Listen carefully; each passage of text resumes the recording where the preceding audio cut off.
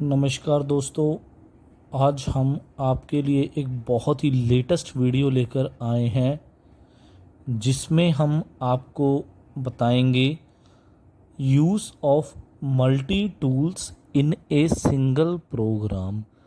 एक ही प्रोग्राम में हम एक से ज़्यादा टूल्स को कैसे यूज़ करेंगे। एक से ज़्यादा टूल्स को यूज़ करने के लिए हम यह प्रोग्राम को बना रहे हैं। आप कृपया ध्यान से देखिए, यह उसका डायग्राम है। आप डायग्राम की तरफ देखिए। सबसे स्टार्टिंग में डायामीटर 60 mm दिया है, उसके बाद 10 mm आगे की ओर मूव करेगा।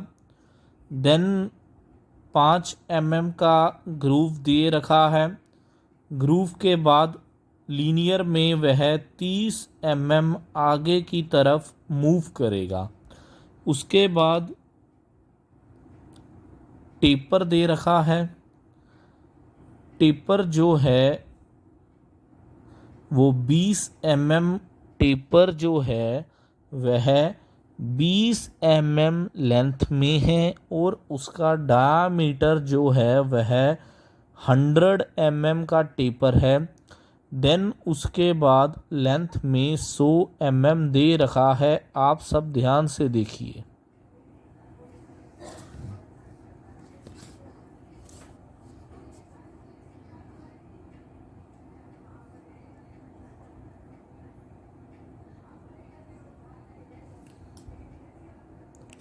अब हम आप सभी को बताएंगे use of multi tools in a single program. अगर हम बात करें, हम इसमें रफिंग में अपना DNMG टूल यूज़ कर रहे हैं जिसका एंगल 55 डिग्री होता है और VNMG जिसका एंगल 35 डिग्री होता है। उसके बाद हम जो है वह ग्रूविंग का टूल यूज़ कर रहे हैं।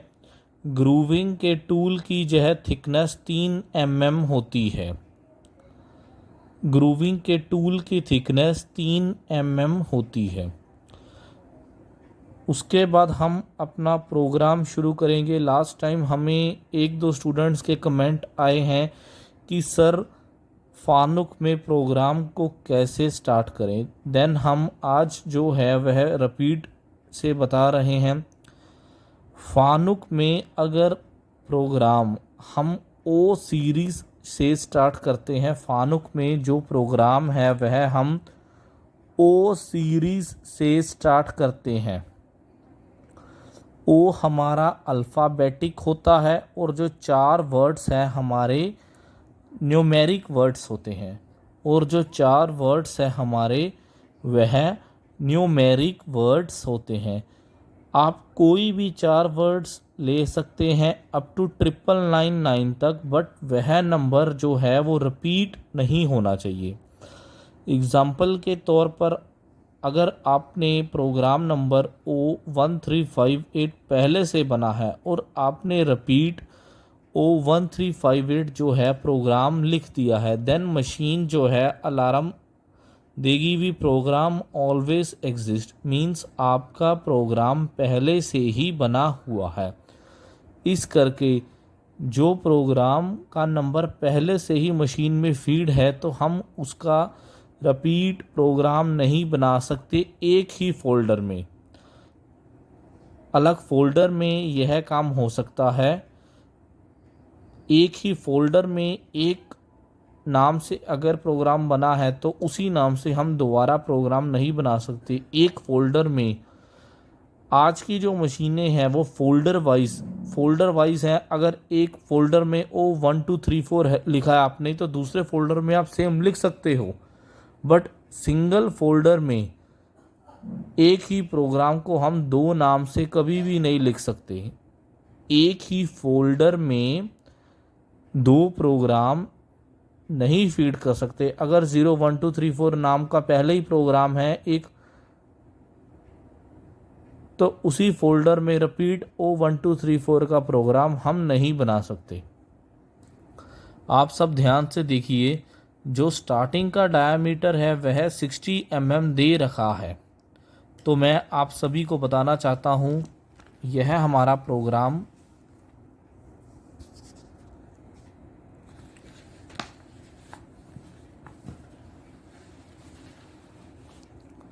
आप सभी देखिए,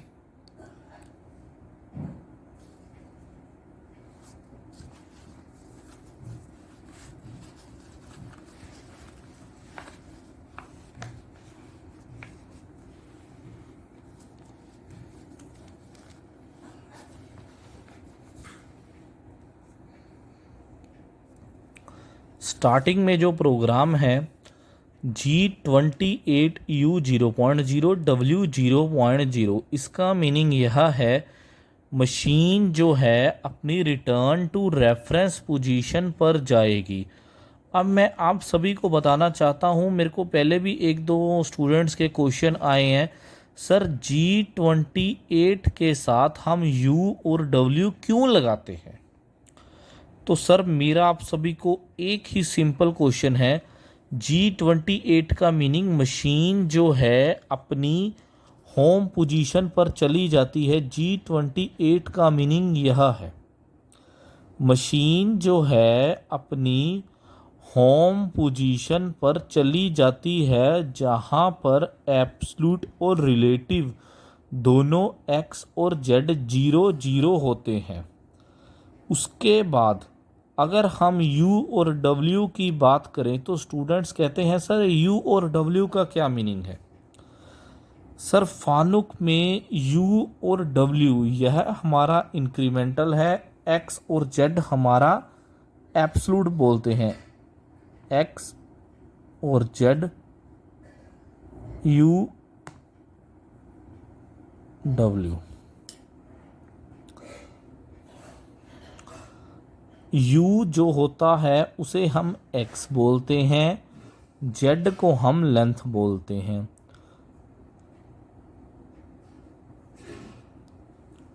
और u और w इंक्रीमेंटल का मीनिंग यह है, मशीन जहां भी खड़ी हुई है वहां अपने आप को यह 0 मान लेगी। देन उसके बाद G28 इसके साथ लगा है, तो देन G28 का मीनिंग मशीन जो है अपनी होम पोजीशन पर चली जाएगी। G28 का मीनिंग मशीन जो है अपनी होम पोजीशन पर चली जाएगी। x और z एब्सोल्यूट में होता है, u और w जो है वो इंक्रीमेंटल में होता है। इंक्रीमेंटल मीन्स टूल हमारा जहां भी खड़ा हुआ है वहां इसे हम 0 कहेंगे, 0। उसके बाद हमारा आता है 20202, टूल नंबर और ऑफसेट नंबर। जो पहला 02 है वह हमारा टूल नंबर होता है, लास्ट 02 हमारा ऑफसेट नंबर होता है। अगर हमने टर्रेट में 2 नंबर में टूल लगाया है तो हम जो ऑफसेट इसमें हम ज्योमेट्री ऑफसेट में देते हैं उसमें हम x की वैल्यू, x की वैल्यू, z की वैल्यू, उसके बाद x में जो वैल्यू हमने पुट कर दी, हम पुट करने के बाद मैयर बटन को प्रेस कर देंगे। Z में जो हमने वैल्यू पुट कर दी, पुट करने के बाद हम मैयर का बटन प्रेस कर देंगे। उसके बाद हमारा एक आता है कि हमारी जो इंसर्ट का नोज रेडियस है वो 0.4 है या 0.2 है या 0.8 है, वह भी हम फिल करते हैं। उसके बाद हमारा एक और आता है कि हमने टर्निंग करनी है तो उसके अलग नंबर होते हैं, मैं आपको वो सारा डायग्राम अलग से समझा दूंगा। उसमें हमारा turning, back turning, roughing, facing, उसके हिसाब से 9 होते हैं, 1 2 3 4 5 6, वो अलग तरीके से वो चार्ट बनता है, वो मैं आप सभी को समझा दूंगा अपनी अगली वीडियो में। देन हमारा नेक्स्ट आता है G92S 2000। सर G92 यह हमारा आरपीएम है। आरपीएम मतलब कांस्टेंट आरपीएम, जितने आरपीएम हमने इसमें फिक्स कर दिए मशीन उतने आरपीएम पर ही चलेगी। 2000 से अधिक आरपीएम मशीन हमारी नहीं ले सकती। हमने आरपीएम को 2000 पर फिक्स कर दिया है। मैं आप सभी को एक चीज़ बताना चाहता हूँ, G92 जो होता है वो आरपीएम होता है सर, आरपीएम। अगर हम सीमंस की बात करें, सीमंस में हम इसकी जगह लिम्स लिख देते हैं। लिम्स इक्वल्स टू 1000, लिम्स इक्वल्स टू 2000 मीन्स आरपीएम जो है वो हमने 2000 फिलअप कर दिए हैं। G92 का मतलब आरपीएम होता है, आरपीएम हमने 2000 पर फिक्स कर दिए हैं। उसके बाद हमारा आता है G96S200M03। आप सभी को मैं एक चीज़ और बताना चाहता हूँ अपनी इस वीडियो में, हमारी जो है वो कुछ मशीनों में G92 चलता है, कुछ मशीनों में G50 चलता है। वह मैं आप सभी को अपनी इस वीडियो के लास्ट में जी कोड ए, जी कोड बी, जी कोड सी, तीनों जी कोड के बारे में बताऊंगा। जी कोड ए, जी कोड बी, जी कोड सी, मैं तीनों के बारे में आप सभी को डिटेल में बताऊंगा। उसके बाद हमने लिखा है G00X102Z2। आप सभी डायग्राम को ध्यान से देखिए तो हमारा जो है वो मेजर डाया है वो 100 mm दे रखा है। तो हमने क्या किया है, जो हमारा 100 mm फाइनल डाया है, तो हमें जो है वो रफ पीस, राउंड पीस आएगा। तो राउंड पीस जो है वह 1 से 2 mm ज़्यादा होगा या 1 mm ज़्यादा होगा। तो हमने क्या किया, हमने 102 mm ले लिया। 101 mm जो है हमें डायामीटर आ गया है। तो हमने क्या किया, हमने 102 mm ले लिया। हमने 0 से Z जो है वो 2 mm पीछे लिया। ये 0 है, 0 से हमने Z 2 mm पीछे लिया है। ये जो हमारा 0 आ गया ना, ये यहाँ से हमने इस पॉइंट से 2 mm पीछे ले रखा है। ठीक है जी। नहीं तो मैं आप सभी को एक बार और डिटेल से बता देता हूँ। यह हमारा वर्क पीस है,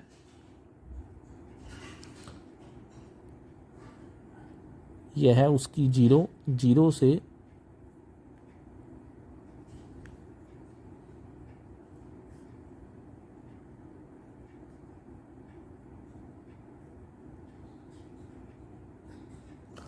यह हमारा ओरिजिन हुआ। ओरिजिन से हमने 2 mm पीछे ले रखा है टूल को। आप सभी को मैं अब आगे समझाना चाह रहा हूँ। G71U1.0 R1.0। अब 71 जो होता है वह है हमारा turning cycle.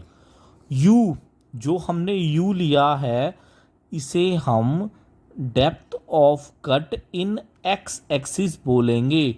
Depth of cut in X axis बोलेंगे। मैं आप सभी को बताना चाह रहा हूँ, ये देखिए U जो हमारा होता है वह हमारा depth of cut in X axis होता है। लास्ट टाइम एक स्टूडेंट ने पूछा था, सर ये डेप्थ ऑफ कट को हम कैसे फाइंड आउट करते हैं। मैं एक आपको एग्जांपल के तौर पर बताना चाह रहा हूँ। अगर हमने स्टार्टिंग में एक्स 80 पे हमारा फर्स्ट कट दे दिया, तो जेड में वो है वो 100 mm आगे गया। जेड में उसने 100 mm तक आगे कटिंग की। कटिंग करने के बाद फिर मैंने उसको लिख दिया G00X82। वो 82 पे वो ऊपर उठा। देन मैंने आप सभी को समझाया है ये 0 है, 0 से जेड 2 mm पीछे। देन उसके बाद रैपिड में ही वह X78 पर आया, देन Z-100 पर गया, देन G00 X80 पर ऊपर उठा, देन Z2 पर बैक गया। ठीक है जी, X80 पर उस आया, Z-100 मतलब यह वह G01 में आगे गया। उसके बाद 82 पे रैपिड में ऊपर उठा, Z2 पे पीछे गया, फिर रैपिड में 78 पर आया, फिर वह G01 में आगे गया।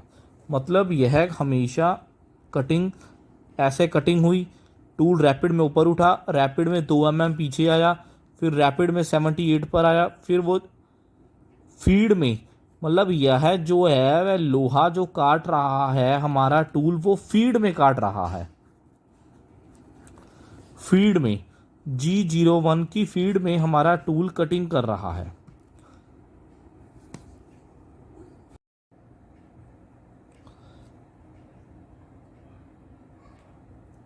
स्टार्टिंग में G71 में आप सभी को बता रहा था, G71 टर्निंग साइकिल होता है, U हमारा डेप्थ ऑफ कट होता है, R हमारा रिट्रैक्शन ऑफ टूल होता है। रिट्रैक्शन मीन्स टूल कटिंग करने के बाद 1 mm ऊपर 1 mm हमने फिल किया है तो मशीन 2 mm का डेप्थ ऑफ कट लेगी।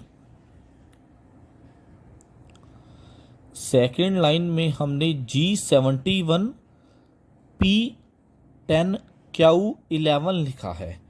मैं आप सभी को एक बात बताना चाहता हूँ, P और Q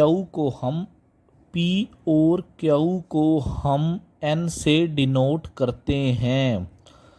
P और Q दोनों को हम N से डिनोट करते हैं।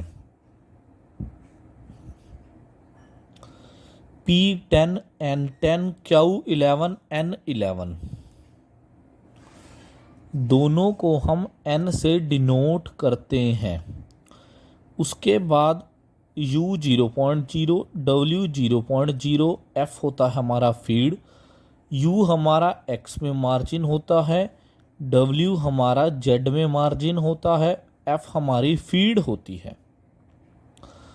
अगर हमने मार्जिन छोड़ना है डायामीटर में तो हम 500 माइक्रोन का छोड़ेंगे, लेंथ में छोड़ना है तो हम 250 माइक्रोन का मार्जिन छोड़ेंगे। वो मैं आपको डिटेल में अपनी अगली वीडियो में बताऊंगा। अब स्टार्टिंग में आप सब देखिए, हमें डायामीटर 60 mm दे रखा है। डायामीटर हमें 60 mm दे रखा है तो हमने क्या किया, G00 X जो है वो मैंने 60 mm ले रखा है। रैपिडली हम 60 mm पर आएंगे। हमें लास्ट टाइम भी एक स्टूडेंट ने कमेंट किया था, सर आप यहाँ G00 क्यों लगाते हो? सर ये मैं G00 टाइम सेविंग के लिए लगा रहा हूँ। उसके बाद मैंने यहाँ पे टूल को टचिंग किया अपने लोहे के साथ। जब मैंने टूल को टचिंग किया लोहे के साथ तो वहाँ पर मैंने G01 का उपयोग किया है। तो मैंने यहाँ पे G01 मीन्स लीनियर इंटरपोलेशन और कटिंग फीड, मतलब मैंने अपने लोहे को टचिंग करने के लिए G01 का प्रयोग किया है। आप सभी को मैं एक बात बताना चाहता हूँ, अगर आप सभी के माइंड में क्वेश्चन है कि सर आपने X60 तो लिख दिया, उसके बाद यहाँ पे वो X60 पर तो सर वो आ जाएगा बट बैक में वो 2 mm पीछे रहेगा। यहाँ पर वो X60 तो आ जाएगा बट बैक में वह Z0 से 2 mm पीछे रहेगा। कैनड साइकिल हमेशा अपनी बैक वाली लाइन को रीड करती है। क्यों? हमने यहाँ पे Z2.0 लिखा है तो मशीन X60 पर तो आएगी बट 0 से 2 mm जो पीछे रहेगी वो वह इसको रीड करेगी। X60 Z 2 mm पीछे रहेगा, उसके बाद जो टूल हमारा लोहे को टचिंग करेगा, टचिंग करने के बाद वह Z-30 पर जाएगा।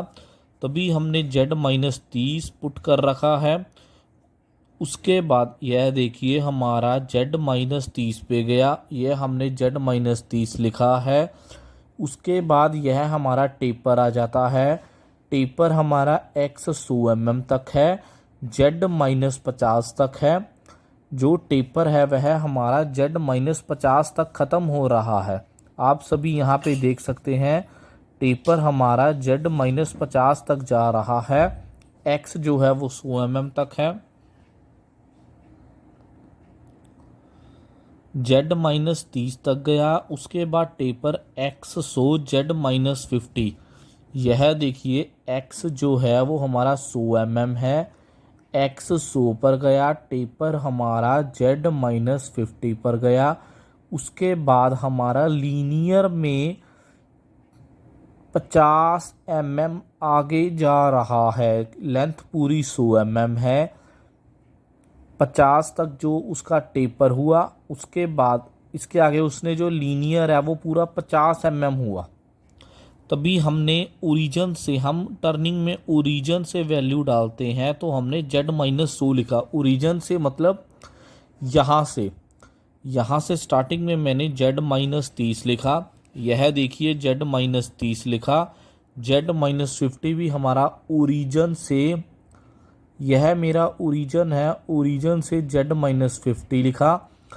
जब हमने 50 डाल दिया तो टेपर में X 100 था, Z-50 था, Z-100 लिखा। उसके बाद मैं आप सभी को बताना चाहता हूँ, जब भी हमारा Q11 है तो हमारा N11 होगा। G00 102 पर ऊपर उठा, टूल हमारा 102 पर ऊपर उठा और Z0 से 2 mm पीछे आ गया। अगर आप सभी को मेरी वीडियो अच्छी लगी, इस वीडियो में आप सभी को कुछ सीखने को मिला, तो मेरी वीडियो को आप लाइक, सब्सक्राइब और शेयर ज़रूर कीजिए। मैं चाहता हूं कि अगर मेरे को नॉलेज है तो आने वाली हर पीढ़ी को, हर एक स्टूडेंट को नॉलेज होनी चाहिए। मैं चाहता हूं कि हर स्टूडेंट पढ़े लिखे, उसको टर्निंग के बारे में बेसिक से बेसिक नॉलेज होनी बहुत ज़रूरी है। तो हमारा जो है X 102 पे ऊपर उठा और Z2 पे पीछे आ गया। कैनट साइकिल में एक आप सब चीज़ याद रखिए, जो हमने कैनट साइकिल से ऊपर पॉइंट दे दिया तो हमारा कैनट साइकिल के बाद भी वही पॉइंट आएगा। जो हमने कैनट साइकिल के ऊपर पॉइंट दे दिया, रिपीट लास्ट में भी हमारा वही पॉइंट हम मेंशन करेंगे। आप सब देख सकते हैं कि हमारा 0 से 10 mm है। उसके बाद एक छोटा सा ग्रूव डाल रखा है, तो ये 10 से ग्रूव शुरू होता है, 15 mm तक ग्रूव जाता है। तो आप सभी को मैं एक चीज़ बताना चाहता हूँ, ग्रूव जो है वो 5 mm का है। आप सभी डायग्राम में देख सकते हैं। हमने क्या किया, सबसे पहले कभी भी आपने टर्निंग में टूल को चेंज करना है तो मशीन जो है वह अपनी होम पोजीशन पर जाएगी। होम पोजीशन पर जाने के बाद वह अपने टूल को चेंज करेगी। मशीन जो स्टार्टिंग में अपनी होम पोजीशन पर जाएगी, होम पोजीशन पर जाने के बाद मशीन जो है वो टूल को चेंज करेगी। तो मैंने क्या है 5 नंबर पर अपना ग्रूविंग टूल बांध रखा है। उसके बाद मैंने G97 का उपयोग किया है। मैं आप सभी को एक चीज़ बताना चाहता हूँ, 97 मतलब आरपीएम जो है वो कांस्टेंट रहेंगे, आरपीएम हमारे फ्लक्चुएट नहीं होंगे। 96 जो है वो आरपीएम को फ्लक्चुएट करता है। आरपीएम को फ्लक्चुएट करना मीन्स छोटे डाई पे आरपीएम ज़्यादा होते हैं, बड़े डाई पर आरपीएम कम होते हैं। छोटे डाई पर आरपीएम ज़्यादा होते हैं, बड़े डाई पर आरपीएम कम होते हैं। मशीन जो है वो आरपीएम को फ्लक्चुएट करती है, इस करके हम 92 लगा देते हैं कि आरपीएम 2000 से ऊपर नहीं जाने चाहिए, 2000 से नीचे नीचे आरपीएम रहने चाहिए। इस करके हम 92 का उपयोग करते हैं। 96 का यही मतलब है कि ये आरपीएम को फ्लक्चुएट तो करता है बट आरपीएम को 2000 से ऊपर नहीं लेकर जाता। 96 का उपयोग हम इसी कारण करते हैं। S200 का मतलब यह है जो हमारी वीसी बोले तो कटिंग स्पीड। हम अपनी डब्बी के बैक साइड, जो भी आप डब्बी लेते हो इंसर्ट की, डब्बी के बैक साइड में, बॉक्स के बैक साइड में आप देखोगे मैं एक हिंदी वर्ड यूज़ कर रहा हूँ, मैं एक हिंदी भाषा यूज़ करना चाहता हूँ। इंग्लिश इंग्लिश जो है, इंग्लिश नहीं, हम अपनी मातृभाषा को यूज़ करना चाहते हैं। अगर आप एक डिबिया के बैक साइड में देखेंगे तो वीसी बोले तो कटिंग स्पीड। हर टूल की अपनी अपनी कटिंग स्पीड होती है। जो वीसी होती है वो 180 से 200, 220, कईयों की वीसी जो है वो 300 तक होती है। मैंने मैक्सिमम 200 ले रखी है। आप 220 भी ले सकते हो, 250 तक ले सकते हो। आप डिबिया के बैक साइड में देखिए, आपको वीसी जो है वो मेंशन होगी। तो मैंने इस पे 97 लिखा है। 97 का मतलब यह होता है कि आरपीएम जो है हमारे वो कांस्टेंट रहते हैं, वो आरपीएम चेंज नहीं होते हैं। ड्रिलिंग हो, टैपिंग हो, थ्रेडिंग हो, 97 का उपयोग करते हैं हम। एस जो है इसमें वो हमारे आरपीएम होते हैं। एस जो है इस पे हमारा आरपीएम है। ग्रूविंग में 97 आरपीएम हमारे फिक्स रहेंगे।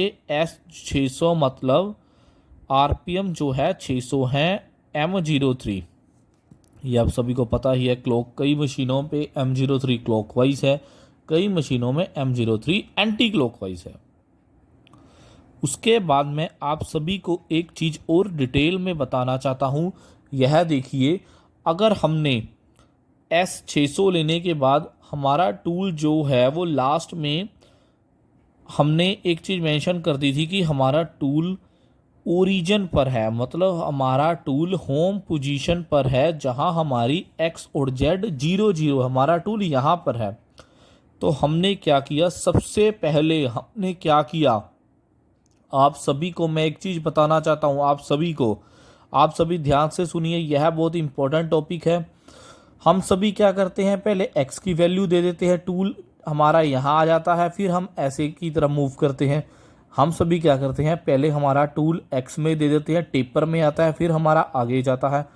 बट मैं आप सभी को एक सेफ्टी की चीज़ बताना चाहता हूँ। मैंने जो यहाँ पे एक सेफ्टी पॉइंट बरता है G00Z2, यह हमारा ओरिजिन से Z2 पर आएगा, Z2 से यह हमारा X नीचे आएगा।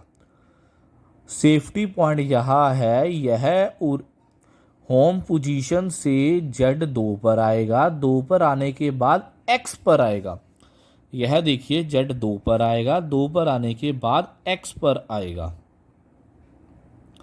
उसके बाद हमेशा आप ऐसे ही रखिए, चाहे वो ड्रिलिंग का प्रोग्राम है, चाहे वो थ्रेडिंग का प्रोग्राम है, चाहे वो टैपिंग का प्रोग्राम है, चाहे कोई भी प्रोग्राम है, आप सभी पहले Z को आगे लेकर आइए, फिर X को नीचे लेकर आइए। इसका मीनिंग यह है कि अगर आपने टेल स्टोक का यूज़ किया है तो आप सीधा अगर X को लेकर आते हो तो टेल स्टोक का एक्सीडेंट हो सकता है। इस करके आप पहले Z को लेकर आइए, फिर आप X को लेकर आइए। उसके बाद हमने X 62 देने के बाद Z-13 लिखा। 10 के बाद हमारी जो इंसर्ट है वो 3 mm की इंसर्ट है। मैंने आप सभी को बताया था कि 3 mm की इंसर्ट जो है हम वह यूज़ कर रहे हैं। उसके बाद G75R 1.0। G75 का मतलब होता है कि यह एक ग्रूविंग साइकिल है। R हमारा रिट्रैक्शन होता है। रिट्रैक्शन मीन्स जब हमने ग्रूव किया, जैसे देखिए टूल हमारा अंदर गया, अंदर जाने के बाद रिट्रैक्शन भी होगा। अगर टूल पूरा रिट्रैक्शन नहीं होगा तो मटेरियल जो है पूरा अंदर ही रहता रहेगा। तो R जो है वो 1 mm, मतलब ग्रूव हुआ, R 1 mm ऊपर गया, फिर ग्रूव हुआ, फिर 1 mm ऊपर गया। नहीं, मैं एक आपको और बात बताना चाहता हूँ। इसमें भी R जो है वह 2 mm ऊपर जाएगा। रिट्रैक्शन अगर हमने 1 mm लिखा है तो टूल जो है हमारा 2 mm ऊपर जाएगा। मशीन अपनी डबल साइड उठाती है अकॉर्डिंग टू डाया, क्योंकि यह डायामीटर में हमने ग्रूविंग करनी है। तो R 1 mm लिखा है तो मशीन 2 mm ऊपर उठाएगी। तो हमने G75 X50 Z-15 X50 तक जाना है, Z-15 तक लास्ट हमारा ग्रूव जो Z-15 तक जाएगा। P हमने 1500 लिखा है, P होता है हमारा डेप्थ ऑफ कट। Q हमारा होता है 1200 स्टेपिंग इन जेड एक्सिस, फीड हमारी 50 माइक्रोन है, आप सभी देख सकते हैं।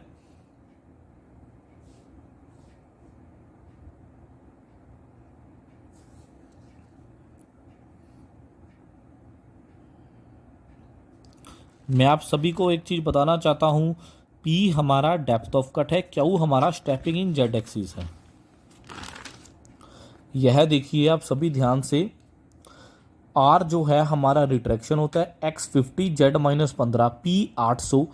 800 का मीनिंग होता है P मतलब half side depth of cut in microns. P का मतलब है अगर आपने 800 लिखा है तो मशीन जो है वो 1.6 mm का डेप्थ ऑफ कट लेगी। मशीन जो है वो double side depth of cut लेती है। मशीन जो है वो double side depth of cut लेती है। Q हमने 1800 लिखा है, Q मतलब जेड में स्टेपिंग इन जेड एक्सिस, मतलब लेंथ में टूल हमारा 50% से हमने 60% टूल लिया है। टूल जो है हमारा 50 to 60% आगे मूव होगा। मैं आप सभी को एक चीज़ बताना चाहता हूँ, मैं हमेशा टूल जो है वो 60 to 70% आगे मूव करता हूँ अगर मेरी न्यू इंसर्ट है। अगर आपकी पुरानी इंसर्ट है तो आप 1.5 mm उसको 50% के हिसाब से आगे की तरफ मूव कीजिए। फीड हमने 50 माइक्रोन लिखी है, इस करके मैं आपको रिपीट बताना चाहता हूँ। P हमारा डेप्थ ऑफ कट होता है, यह हम हाफ साइड पुट करते हैं। मशीन जो है 1.6 का डेप्थ ऑफ कट लेती है। Q हमारा स्टेपिंग होता है, Q जो है वो हमारा सिंगल मूव करता है। Q जो है वो सिंगल साइड मूव करेगा, P जो है वो डबल साइड मूव करेगी।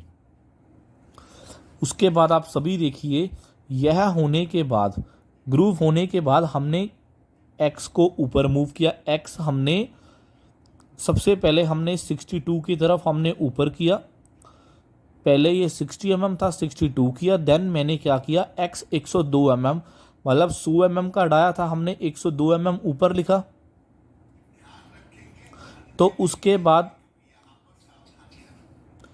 102 mm ऊपर गया तो हमारा जो है वो Z-63 पर गया। देन उसके बाद X 80 पर गया। Z माइनस जो ग्रूविंग हमारा 70 पर ख़त्म हो रहा है। P और Q सेम लिखा है, फीड मैंने उतनी फिलअप कर दी है। मैं आप सभी को एक चीज़ रिपीट बताना चाहता हूँ, हम इंसर्ट की जो विड्थ है वो ऐड करते हैं ग्रूविंग में। मैंने यहाँ पे Z-63 लिखा है, वो है 60 पे हमारा ग्रूव जो है वो स्टार्ट हो रहा है। 60 mm पे ग्रूव जो है वो मेरा स्टार्ट हो रहा है। 3 mm की इंसर्ट है तो हम जो है वो 63 mm फिल करेंगे। 63 mm लिखेंगे, इंसर्ट जो है वो ऐड होगी 3 mm। X 80 पर आया, Z-70 पर आया। P और Q, P मैंने आप सभी को बताया है, P जो है वो सिंगल साइड होती, P जो है वो हमारी डबल साइड होती है। 800 लिखा है तो मशीन 1.6 mm का डेप्थ ऑफ कट लेगी। Q 1500 मतलब जेड में स्टेपिंग इन जेड एक्सिस, Q जो है वो हमारा सिंगल साइड मूव करता है।